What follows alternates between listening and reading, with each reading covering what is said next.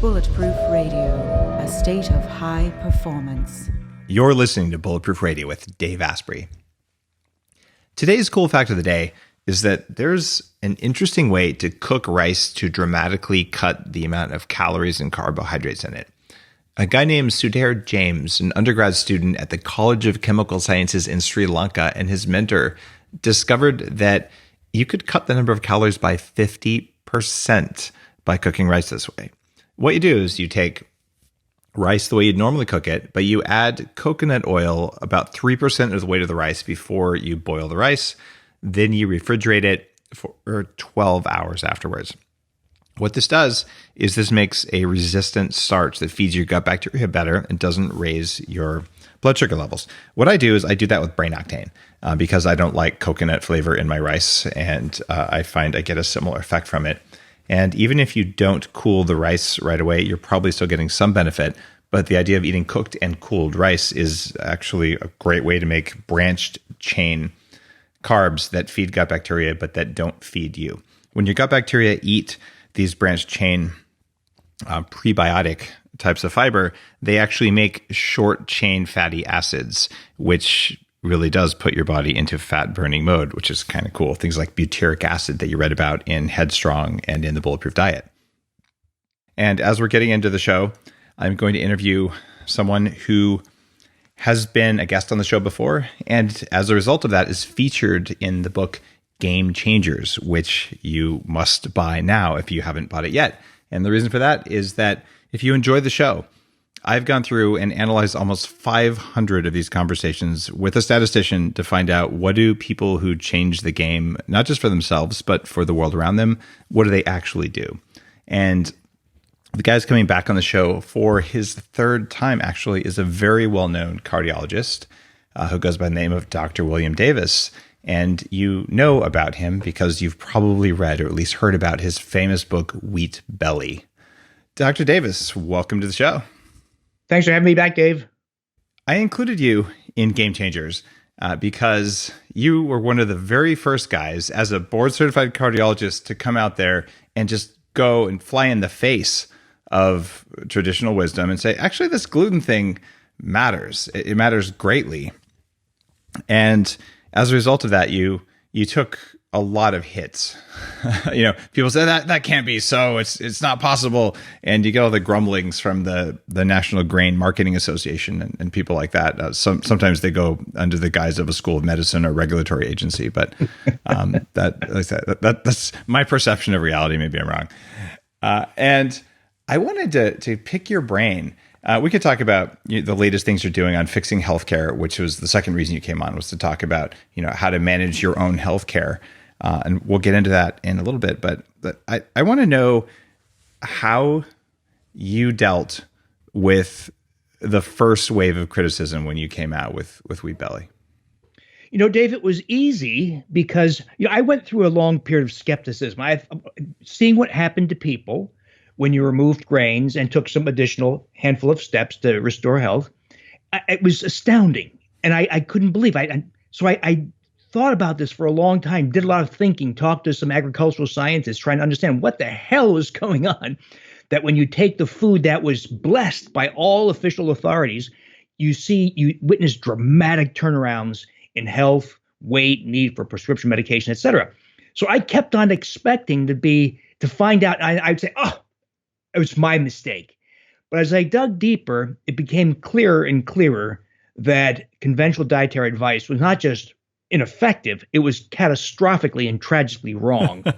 And so I knew I was right. When you see people get off 11 medications, when you see people get rid of 20 years of rheumatoid arthritis, when you see people get rid of ulcerative colitis and Crohn's disease, and diabetics on 10 years of insulin and other injections, and it's become non-diabetic, you prove over and over and over that there is something really powerful about this lifestyle. And so the criticism is there. You know what I would do, though? Once in a while, it would piss me off. And I would go on the Amazon page for 50 Shades of Gray. Yeah. I never read the book nor saw the movie, but I knew what it was about.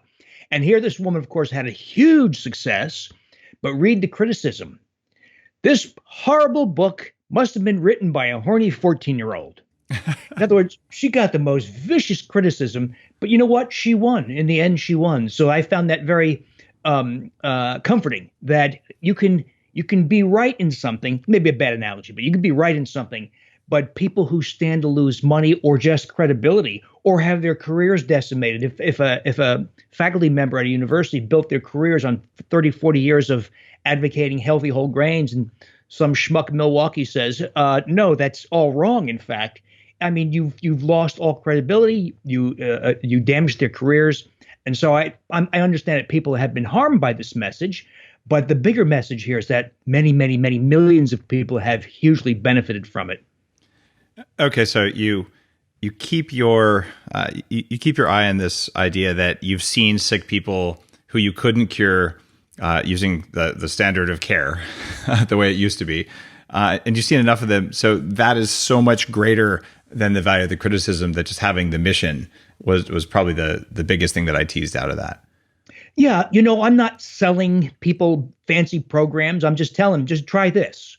Right. And they get off their medications. They're freed of chronic pain. And sometimes, 10, 20, 30, 40 years of suffering with joint pain, headaches, depression, suicidal thoughts that are dramatically, not to say every disease known to humans reverses, just most of them. It's been my experience, and one of the reasons that I wake up excited every morning is the same thing. I went through all that stuff and did the work, and something magic happens when you do the stuff that I recommend, the stuff that you recommend, and I look at all the 30 or so years that I was just sickened by bad advice, and really, I feel a moral obligation to tell the truth about it. And if someone says that it didn't happen because it can happen, I'm like, that's anti-science here. You just ignored the evidence because you didn't like it.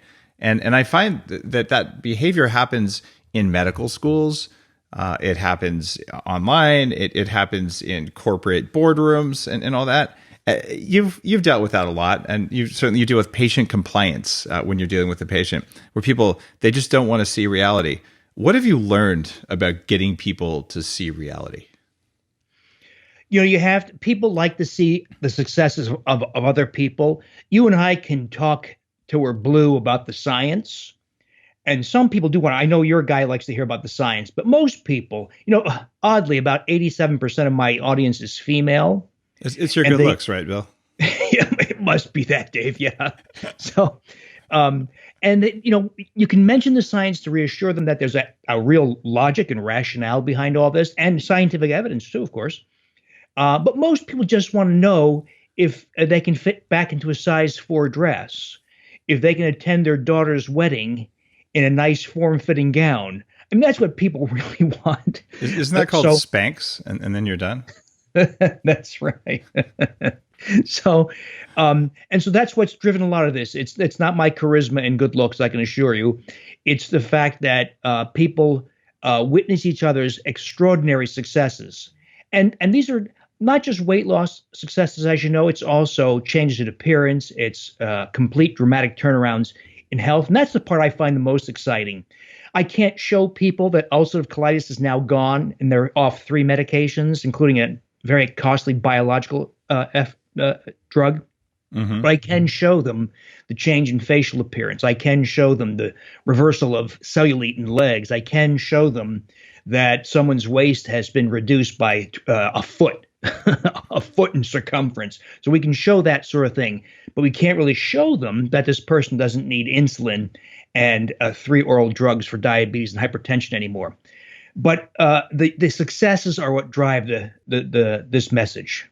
It is the successes that motivate me, and I'm asking on behalf of listeners here who may not be in a position as a cardiologist who has your years of practice and all the experience and your 4 million books sold and all. so all of them are working on stuff, and they're all dealing with this. I'm trying to do something good here, and I've got all these naysayers, and people say it's not possible, or my mom is telling me that I have to eat gluten because I'll starve otherwise. And is there some mindset that's more personal than the mission driven one that's motivating you and me? If something you've heard from a patient, or some sort of a mindset trick that really helps people just rise above all the stuff that's holding them down when they're looking to reset their health?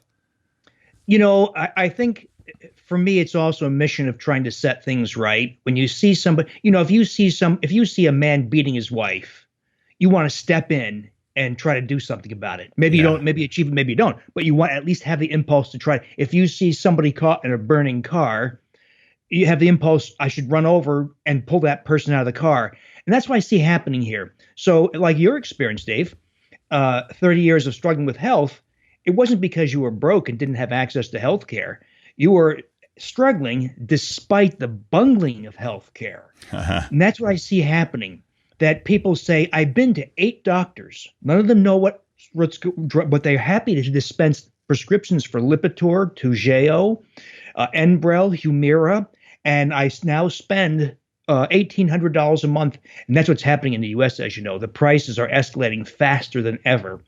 So a drug like Humira, which is commonly prescribed as an anti-inflammatory, is now priced at $4,800 per month. Wow. The drugs for hepatitis C, like Harvoni, start at $84,000 per vial, 120 tablets. This is what's happening. The prices are going faster and faster. And the doctors are the willing accomplices in this massive predatory exploitative industry called healthcare and big pharma and the medical device industry. And the truth of it is, we could cut healthcare down to a tiny fraction of what it now does if people just got the message of health. So for the most part, people don't need their doctors to muck up their health. In fact, the kind of health you and I achieve by our programs is not just on a par with what you get from the medical system or almost as good as, it is dramatically superior. The health we achieve is superior to the impaired health, the propped up artificial health you get from the doctor's office in the healthcare system. Taking Lipitor for cholesterol and a thiazide diuretic for blood pressure and an anti-inflammatory drug for joint pain that's not real health. That's the appearance of health as perceived by a predatory, profit-seeking, exploitative thing called healthcare. I can see why you wrote Undoctored, the subject of our second interview, because you're passionate about this too. And I look at the 3 knee surgeries I had. In fact, I was diagnosed with arthritis when I was 14, and no one asked why. Like, oh, it just happens. You're like, what do you mean it just happens?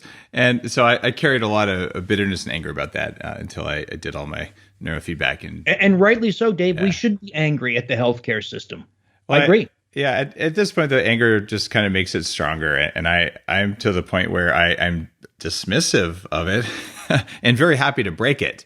In fact, I get great joy from that, but I'm not doing it from a place of anger. It's more a place of amusement because I know it must happen, and you might as well enjoy putting a stick in the spokes of a big system that is crumbling under its own weight. And the way you do that is just simply knowledge. And when someone reads Wheat Belly, how someone cuts junk out of their diet and they look different, and then their friend says, "What did you do?" Like, you can't stop that, and social media made it a lot easier to do that. So I look at the 20-year outlook for the companies selling this kind of junk. It is not good, and I'm here to make some stuff that's worth eating because I need to feed my kids and I want to feed myself, and so we're there. But you talk about how you can become smarter than your doctor in your book, and this is actually why you're also in law 33 in Game Changers. And this is a law that says that you want to track what you're going to hack. And I talk about how I've changed my life. A lot of the bulletproof techniques around almost every blog you'll see about how to hack your sleep, they're just carbon copies of the original How to Hack Your Sleep blogs that I wrote in the early days of the Bulletproof blog. And this came about from looking at EEG data every morning. It's, oh, there's a study. Let me just test this and see, like, oh, this works. So sleep mattered. But I want to get your opinion as a cardiologist on if people wanted to hack their health, the way you talk about, what are the big lab tests, things they can do at home, but specific data gathering things that we should all be looking for in order to get the best possible perspective on what we're doing, and also just to be cost effective about it. I spend, I don't know how many zeros, but because I'm a professional guinea pig, I probably spend, I don't know, tens of thousands of dollars on lab tests all the time because I'm trying new lab tests because I want to see whether this worked, and I'm trying to live to 180. So I'm not normal, but I want your doctor's advice.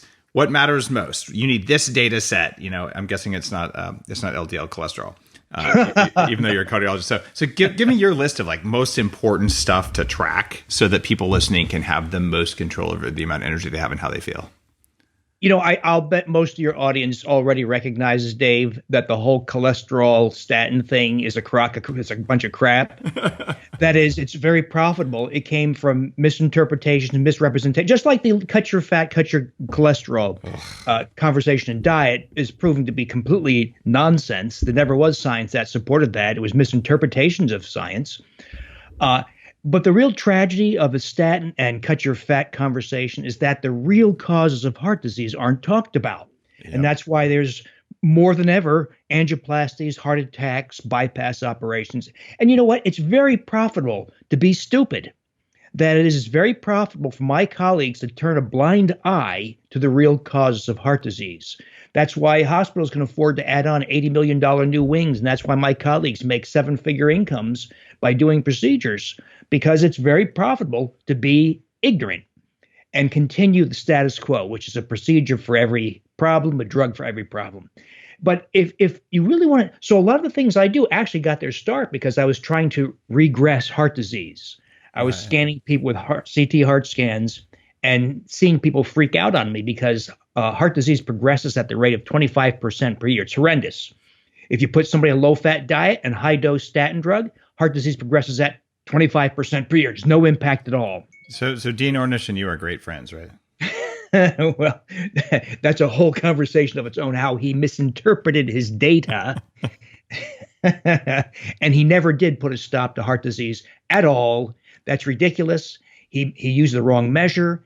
His patients in the lifestyle heart trial had an enormous amount of cardiac events.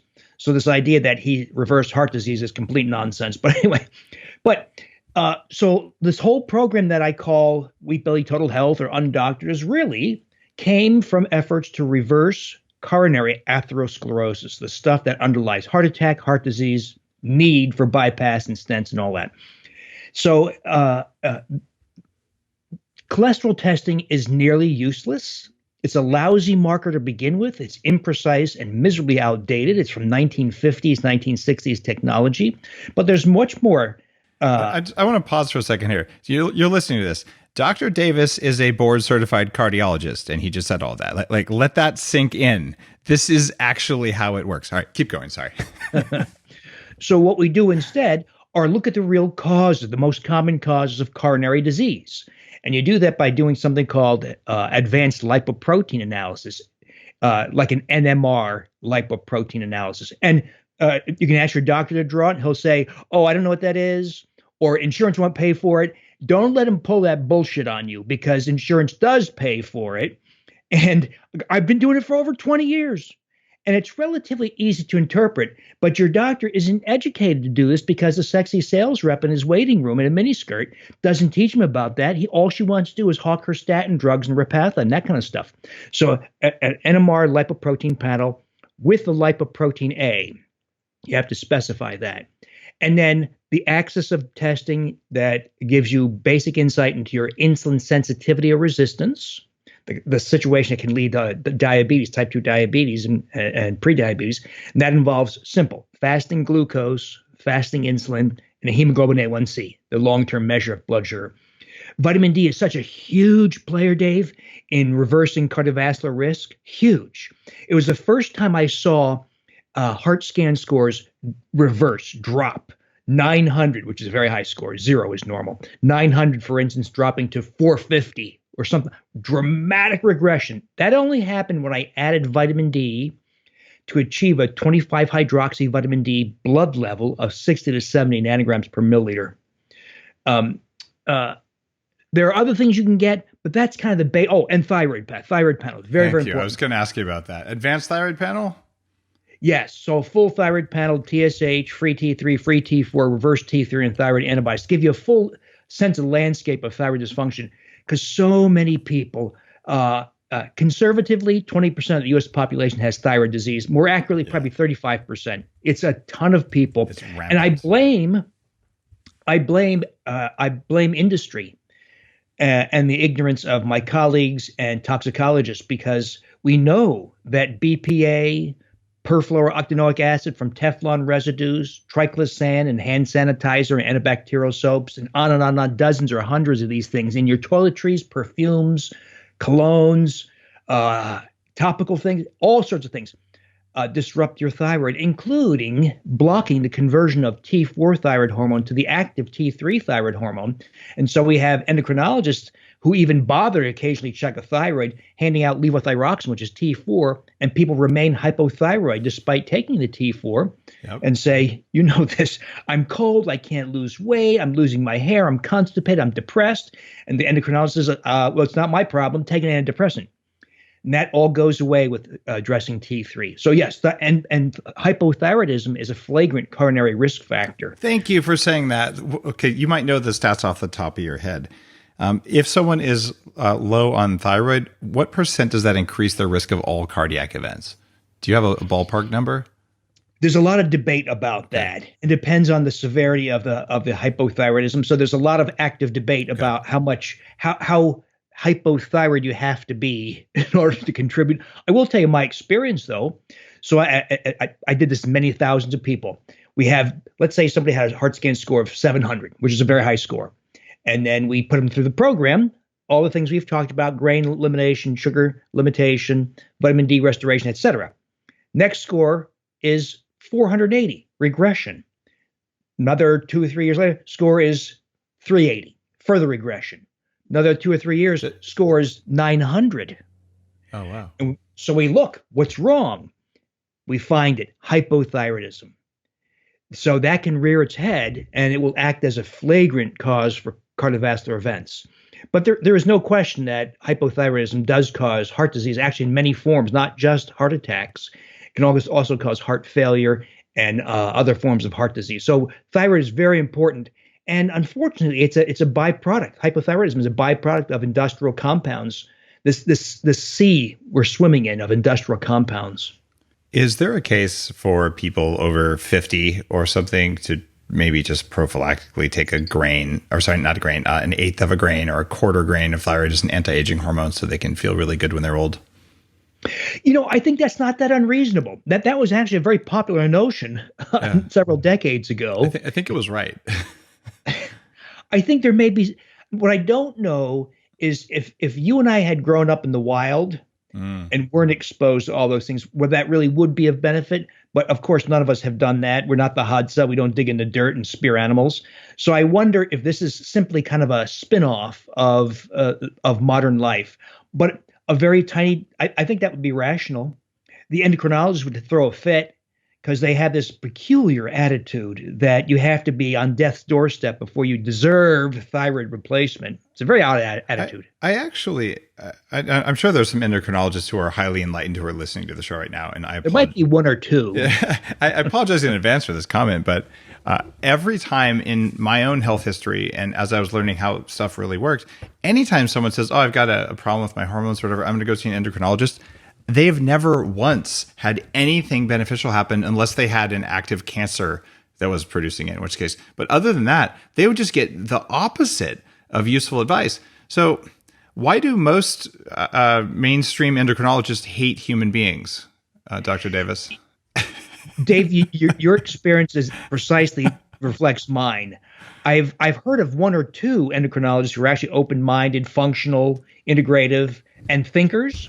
but I'd say easily 99%. I don't know why. I don't know what's the nature of their personalities or training that make them so incredibly dense and ignorant. I don't know why. So I actually discourage people from seeing endocrinologists because, as you point out, they come away with they're browbeaten, they're insulted, and given astounding misinformation. That has unfortunately been my experience, which is smaller than yours. And so if you go to someone who studies functional medicine or anti-aging medicine, you typically find someone who looks at bioidentical hormones as tools to be optimized as an operating system versus sort of this like brute force club approach. So it's interesting. I'm happy we got to talk about thyroid and aging because I know this is an ancient anti-aging thing, but the more I hear from people saying, I don't quite have the energy I had. They take a tiny dose of thyroid, even without a test. At that low dose, it's not going to cause a problem. And if it's too much, they'll be sweaty and they won't like it and they'll stop. These main things you talked about aren't expensive, except the heart scan test, NMR, the advanced lipoprotein analysis, that runs about $1,500 out of pocket? No, it's something like $80 or $90. So it's more cheap. than okay. Yeah, it's more than a cholesterol test, which it can vary, but it can be like $15. But it's really not that bad. But the insight you gain from it is priceless. But the insight you gain with proper interpretation virtually always points to dietary solutions. So you can imagine why Merck and Pfizer and AstraZeneca don't advocate this much more confident testing called lipoprotein testing, because it makes it immediately obvious that the solution is not a drug, it's a shift in diet. And by the way, the kinds of results you obtain in the true test, lipoprotein testing with nutritional methods, is dramatically superior than the kinds of results you obtain using drugs. And thereby you obtain far better reduction of cardiovascular risk using nutritional methods. But the problem is, of course, the cardiologist, the primary care doctor, government agencies say you should cut your fat and cholesterol, your saturated fat, eat more healthy whole grains, which if you watch this from a lipoprotein standpoint, you will see dramatic deterioration in the patterns that lead to heart disease, diabetes, obesity, etc. In other words, government advice and conventional dietary advice actually cause heart disease and dementia and cancer and hypertension and diabetes. That is the way I see the world as well. I noticed that you didn't have anything in there around LPPLA2. Can you explain what that is? And then I want to tell listeners why I'm interested in that, but can you document that as a cardiologist, what your take on it is? I'm not sure what to make of it because so much of the data surrounding phospholipase A2 has been generated by the drug industry. And we know that the drug industry kind of paves its own path for profit. So I was trying to understand these data. That is, I'm always hesitant when the purported solution is always a drug. Yeah. So in other words, it's like LDL cholesterol is perfectly crafted for drug treatment, even though the real treatment has nothing to do with the drug. Likewise here, every study agreed that people who have higher levels of this inflammatory mediator called phospholipase A2 have increased cardiovascular risk, and that risk is reduced by statin drugs. Well, that doesn't make any sense to me. So I actually called the world's leading researcher, and I asked him, can you explain something to me? Why aren't we looking at such things as some kind of natural manipulation of phospholipid metabolism or some other natural means to impair the excess cardiovascular risk from this, rather than just, as you say, brute force, knock it down with a hammer effect of statin drugs? And he had no idea he thought I was from Mars. He was very gracious, very nice. But in other words, he's the carpenter with a hammer. Everything looks like a nail. And so I don't, to this day, really know what the full answer is, but I will tell you, with the collection of things we do, that is elimination of grains, net carb reduction, fish oil, vitamin D, etc., cultivation of bowel flora, we see phospholipase A2 go down in most people. I don't know which of those components is responsible for it, Dave, and I don't know if it's an inadvertent shift in phospholipid metabolism or phospholipid intake or something like that. But I don't have a full answer for you. But I am convinced the solution is not more statin drug. I am 100% with you on the statins because they damage mitochondrial function. The reason I'm interested in this is it's an enzyme that goes up if there's damage to the lining of your arteries, essentially. So when people hear, oh, my cholesterol is 210, my doctor wants to put me on statins. Oh, and my HDL is 87. By the way, HDL is protective, like the good cholesterol. If your cholesterol is 210 and your HDL is 87, you're probably going to live longer than the average person. But they freak out. You say, well, okay, if you believe this cholesterol myth, then your LPPLA2 should be up. And what do you know? When you go for that more expensive test, you don't see the damage that would be present if there was something going on in your arteries. Therefore, the cholesterol is not causing the damage. So it allows people to close the loop. But the other two that I thought you might say would be C-reactive protein and homocysteine. These markers of inflammation that seem to be behind almost every one of the chronic diseases, including cardiovascular events. Do you add those to your list later on, or are they just more expensive? Sort of, why didn't they hit your top 5 or 6?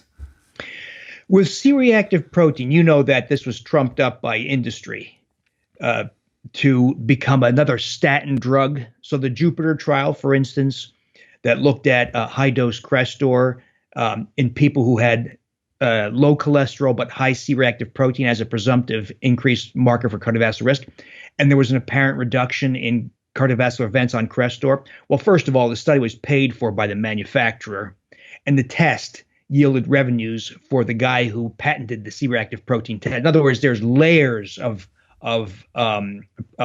predatory type of revenue generation. Two, the results, even if we believe them, were wildly exaggerated. There's a very minimal reduction in real cardiovascular events, but via statistical manipulation, they exaggerated them. And I'll tell you what my experience was. And that is, if someone starts with a high-ish C-reactive protein, say of 3 milligrams per deciliter, or 4, or 2.5, which is presumptively increased cardiovascular risk, it goes to 0, almost always, with no grains, no sugars, fish oil, vitamin D. In other words, it's saying, it's like a broken record, I know, but it drops to 0 virtually every single time. Exactly. It's not that hard, and it's controllable, right? Mm-hmm. I look at those for people, if they're not losing weight, if they don't see the benefits when they go bulletproof, or even just eliminate grains, even if they don't up their fats the way that I would recommend it, then it's okay, you've got some inflammation. And if so, you look for latent infections, it'll show up in these numbers. But if things are working, they probably don't need to. And what I like about your list here, fasting glucose, that is very simple to get. You can actually buy your own glucose meter to get that. Mm-hmm. I started doing that. Choosing my first glucose meter, 1996. The doctor told me maybe I should try to lose weight. And he said, maybe your blood sugar's high. So I got this. So I went to the drugstore and it was $150, not $10 back then. And I just pricked my fingers all the time. And I said, I don't know, my blood sugar doesn't seem that high. You know, this is my graph. And he just looked at me like I was an alien. And now I've actually worn an implantable glucose meter on Dr. Oz. And he's like, Dave, what is that thing on your arm? And I'm like, I don't want to pull it out because it stays on there for 2 weeks. And he said, it looks weird on camera, because it wasn't an interview about implantable glucose monitors. It was just, it was just like my robot arm for the day. But it's a $10 test, and you can do it as many times as you want by sticking your finger. Okay. Mm-hmm. Insulin. This is also a vanishingly cheap test. You get a 12-hour fasting insulin. What do you want it to be? As close to 0 as possible. Certainly not higher than 3 or 4, which is not what conventional advice tells us. Okay. Most doctors don't even check a fasting insulin. But you want so highish. So it's very common for Americans, Canadians to have fasting insulins of 30, 40, 50 units. I mean, it's sky high because they're resistant to insulin. Their bodies, their muscle, and their liver are resistant to insulin. So the pancreas has to overcompensate by producing huge amounts of insulin, which of course is a very effective weight gain drug and amplifies inflammation. So getting your insulin down to near 0 means you're not insulin resistant, you're responsive, and it doesn't get in your way of trying to lose weight. It's amazing how people who are in ketosis for long periods of time also get insulin resistant. It's one of the reasons, like, look, if you're in ketosis, great, cycle, go in and out, be able to metabolize carbohydrates, be able to metabolize fats. And this sort of the keto bro, my ketones are higher than yours. It feels to me like someone saying my blood sugar is higher than yours, because you should be metabolizing this for fuel.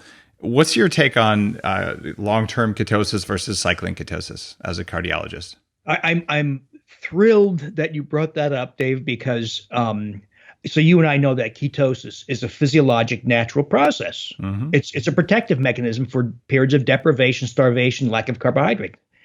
But I view it like the stress response. Yeah.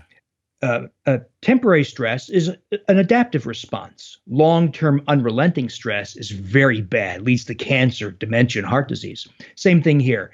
Intermittent brief periods, meaning days to weeks, of ketosis is natural. And it's a great tool for losing weight, reversing fatty liver, accelerating reversal of type 2 diabetes. But when you follow, we have tons of data in kids who were put on ketogenic diets for prolonged periods because it suppresses intractable seizures, and it works. But what happens to these kids? They stop growing. They have huge increase in kidney stones, osteoporosis. There's an occasional cardiomyopathy or heart muscle impairment, heart failure, sudden cardiac death. They develop dysbiosis and small intestinal bacterial overgrowth. They get constipated, and the risk for diverticular disease and long-term potential for colon cancer increases. In other words, so ketosis is wonderful and natural and physiologic for the short term and intermittently, but not for long-term use. And I worry about that a lot because the ketogenic people go berserk. They think, I'm just bashing their lifestyle. I'm just trying to educate them. And I fear about some of these commercial operations where they're trying to introduce long-term ketosis. What I fear, Dave, is let's say 2 years into a ketogenic diet, somebody develops either diverticular disease or colon cancer. And then critics will say, look at that. We told you all those diet fads are stupid. And with a broad stroke, they'll condemn all the non-conventional diets. I fear that could happen. So that's why I'm trying to tell people, as you are, ketosis is fine. Just don't do it all the time. I like that perspective. And I have concerns over like high levels. I like to have a little bit of ketones present all the time. And some days I fast, some days I don't. Some days I'm eating a keto diet, some days I'm not. But the deal is the body can do it. And I feel like based on my lab data, that is the right approach because of the way it handles inflammation and things like that. And I know that you're very much data driven, which is why in Game Changers, you're in the rule about track what you hack. And I noticed you didn't put ketones on here because most people aren't ever going to be in ketosis in the normal population. If a Bulletproof Radio listener who's tried ketosis or maybe uses brain octane to get ketones introduced into their diet, even if they eat some rice every now and then, would you put ketosis, having a ketone meter as one of the things that's important or not really? Yeah, I think it's useful. Let's say someone is a type 2 diabetic and really wants to become non-diabetic in short order, or someone with fatty liver wants to undo that process as fast as possible, or you've got a lot of weight to lose, you want to go as fast. I think it's very reasonable to do finger stick ketones or breath ketones. Yeah. I think that's reasonable. Or if you have performance interests and you want to supplement, say, MCTs or beta hydroxybutyrate ketones to supplement endogenous production, I think that's reasonable to, and try to keep your level above, 1 millimole or something like that. I think that's very reasonable. I like to keep mine above 0.4 because that's what turns off hunger hormones. Anything beyond that is kind of gravy. And I'm not a fan of the ketone salts for some weird isomer reasons. Good point, Dave. Yeah.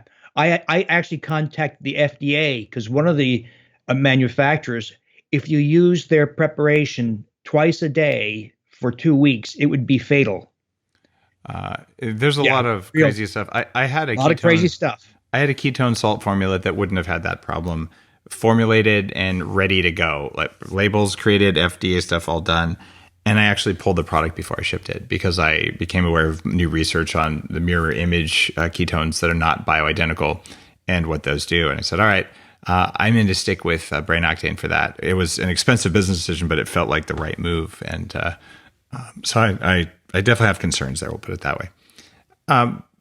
So next one on your list. So we had the heart scan, glucose, fasting levels, insulin. You had another one, which was a marker for basically long-term blood sugar stability. What was that marker?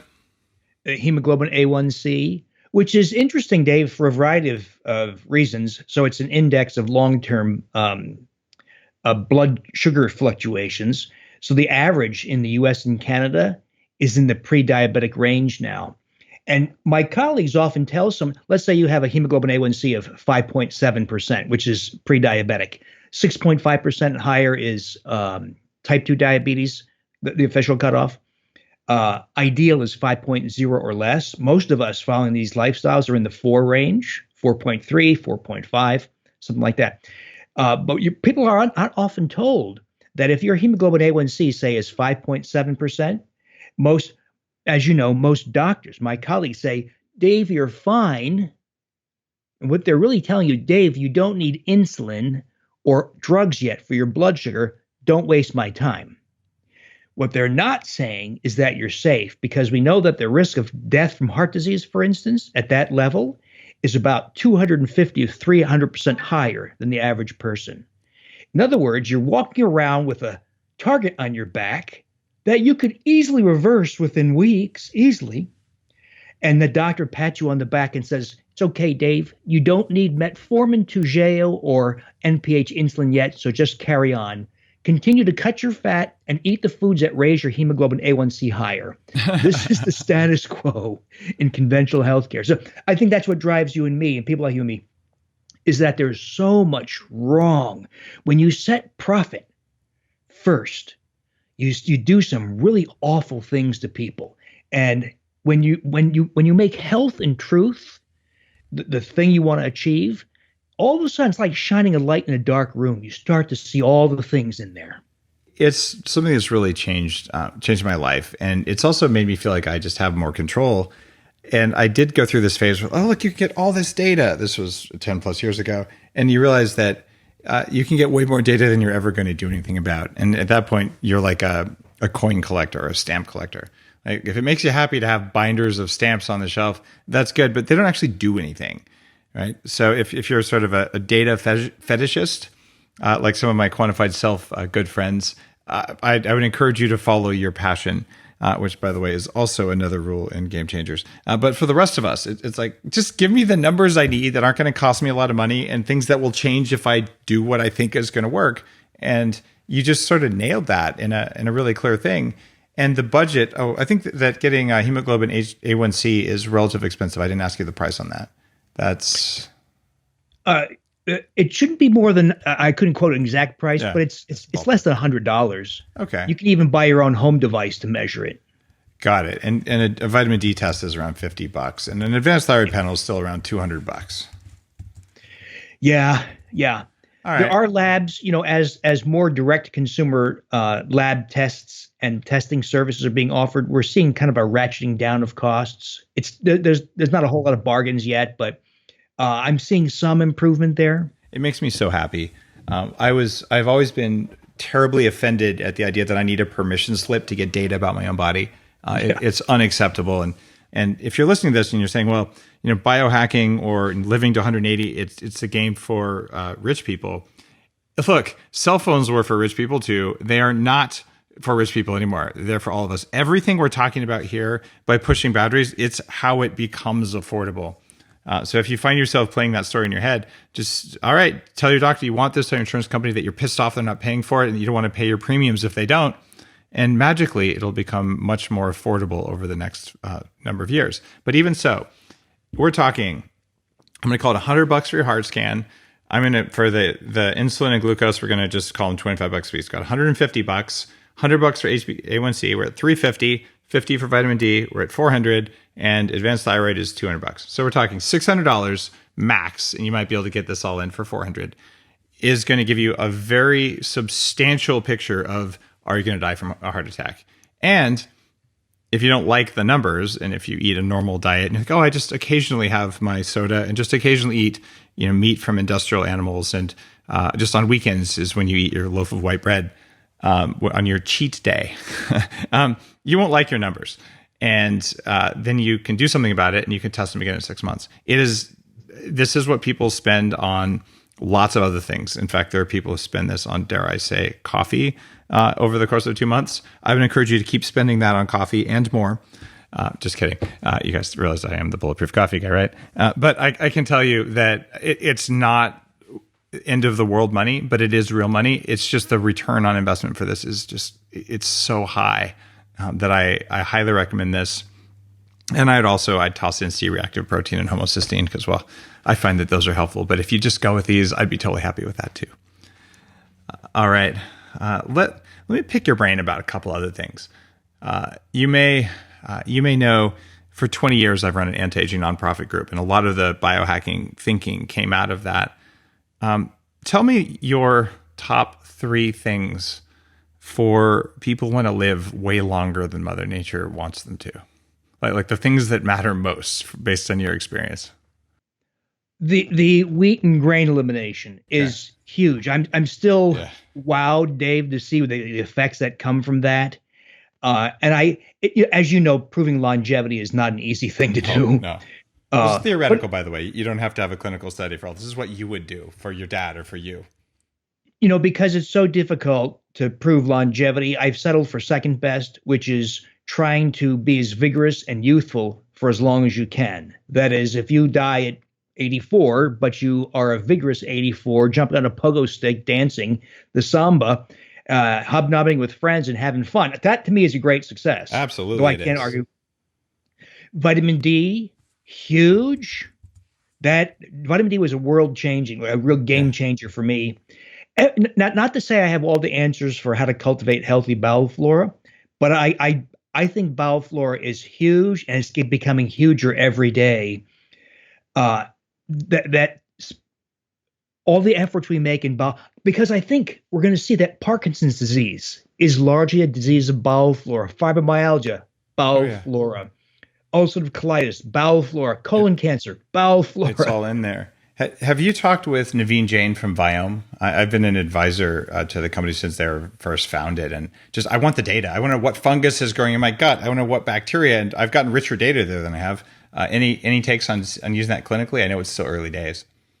Yeah, it's a little pricey, but I think it's going to be at the front of generating data. So a very common question in my world is, do you have small intestinal bacterial overgrowth? That is, have colonic organisms ascended up through the 24 feet of small bowel and stomach, which I think, Dave, afflicts 1 to 3 to 1 to 4 of Americans. I had it big time. It was such a problem for me for years.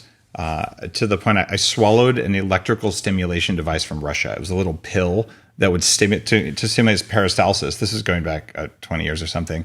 Yeah, I bought it online before Google, and it was a very uncomfortable experience. It was probably the first swallowable medical device of my life, and it still didn't fix that problem. But I think I had it for much of the first half of my life, and it's gone now. Thank goodness, right? So I'm happy you talked about SIBO, because if you have that, you're not going to live a long time. Your bowel flora are off. It will be a long time. And I would say for people who can afford it, the best test I know of is the Viome test. One of the questions I asked Helen Messier, I love their Helen. chief scientist, is because diagnosing SIBO is not foolproof. A little bit of hassle, a little bit of expense. The test is not perfect. No one wants to go through an endoscopy. So the H2 and methane breath testing is kind of a hassle, not to mention $150 per pop. So I asked her, because they're assessing bacteriophages, that is viruses of bacteria, as well as parasites and metabolites. I said, when you look at people with SIBO, verified, say, by H2 breath testing, are you seeing any kind of signatures fall out? Imagine they could say something. Yeah. Imagine they could say something like, if you have the 95th percentile of this and that metabolite and bacteria strains, you have SIBO, and it corresponds well with H2 test. She said they're working on it. They don't have it, but I'm very hopeful that a testing like Viome, because of its comprehensive nature, will yield those kinds of really, really cool insights. And, no one really knows what healthy bowel flora is supposed to look like. That silly Israeli study that made the news a few weeks ago, where the whole series of studies, as elegant as they were, was based on whether you can return to your prior bowel flora. Well, you and I know that's ridiculous, because we all start with some degree of dysbiosis, if not overt SIBO. And so this idea that your whole goal in life is to return to your prior bowel flora status is an absurd concept. It's a flaw in logic. But I agree. And what I love about bowel flora, Dave, is most of the strategies that are going to emerge from insights into bowel flora are going to be nutritional Yes. or some, and not stinking drugs. So I'm glad this is a way, I think, for us to exclude big pharma and their exploitative ways. I think it is, and it's what you put on your plate at the beginning of the day. And so I've gained a lot of knowledge about what's going on in my gut from the Viome test, and well, because I'm an advisor and long-term supporter, you guys have probably heard me talk about them before. Naveen's been on a couple times. He's also in Game Changers, but there's a code for Bulletproof, which gets you something special on the Viome site, and I don't remember what it is. But anyway, we're buddies, and it is a pricey test compared to what we talked about. I would get this data that you're talking about here. You need to know your fasting insulin and glucose before you worry about what species of bacteria is growing at what level in your gut. But having that was really a big thing for me. I wonder, Dave, if the solution to bowel flora is that somebody goes through the published science on the bowel flora composition of the Hadza or the Matsas in Peru. That is, people who live hunter-gatherer lives, don't drink chlorinated water, have never taken antibiotics, don't have antibiotic residues in their food, etc. And their bowel flora, of course, is very different from ours, although these two groups of people living on two different continents who have never talked to each other, never had contact, have very similar bowel flora, thereby presumptively meaning they have Stone Age bowel flora. And of course, they have no diseases of civilization like type 2 diabetes, virtually no cancer, virtually no heart disease. Skin rashes are highly uncommon unless associated with a nematode or infestation or injury. So they don't have any of the chronic diseases we had. They have injury and infection, of course, different collection of problems. But should somebody recreate a probiotic that looks like their bowel flora? And would that be the solution? I keep on hoping some enterprising entrepreneur like Dave Asprey does that. Well, I was going to go down there. I tried blending it with butter, and it totally didn't work. Just kidding. That was a bad joke. But what I'm seeing is fecal matter transplants are probably going to be a part of anti-aging in the future. And I have actually yet to do that. I've taken pig whipworm eggs and rat tapeworm larvae to modulate the immune response in my gut. And I've got my gut immune response is way down. Like I'm 9.6% body fat. Like I'm 6'4". I have 19.5 pounds of body fat in my entire body. My liver fat's under 3%. Like everything is good. And I was obese and I weighed 300 pounds. So something's working. But if I could get like upgraded poop that gave me even more energy, you bet I'd sign up for it. So give me time, Dr. Davis. I think this will happen whether I do it or someone else does. And if you're listening and you want to start a business, bring some liquid nitrogen and convince someone in the jungle to poop and save all those bacteria, because we need them in a bank, just like we have a seed bank in Norway or wherever the heck we put it. We need the same thing for a poop bank. It's that important. I also think there's a business opportunity for people to go out and when you're born, if you save your baby's cord blood for stem cells, shouldn't you save your baby's poop? As long as you didn't give your baby antibiotics and put antibiotics in their eyes and all that weird stuff they do in hospitals, there's nothing like that initial gut bacteria. So if your baby does have to take antibiotics, you can actually repopulate with what they're supposed to have. This is part of the future of medicine. So I'm happy you talked about poop because these are important. On that note, I have to say thank you for being on Bulletproof Radio. Dr. Davis, your book Wheat Belly really woke a lot of people up to this idea that, hey, what I put on my plate matters. Grains do bad things to humans. They're better than starving to death, but not that much better. And yes, they're delicious and crunchy and good, and it doesn't matter because heart attacks are neither delicious nor crunchy or good. Well said, Dave. Well said. And thank you for being such a powerful and effective game changer yourself. Oh, I appreciate it. I know that I've sent you a copy of Game Changers, and if you like this interview and you like this data-driven focus that we just showed, you'll appreciate the book. So go ahead and order your copy on Amazon or at your local indie bookseller or wherever else you like to support. Because authors like me, this was probably 4,000 hours went into this book and lots of statistical rigor to tell you, hey, here's how to kick more ass at everything you do. I'd love to share it with you. If this show is worth your time, this book is worth 10 times more than the show. Have an awesome day.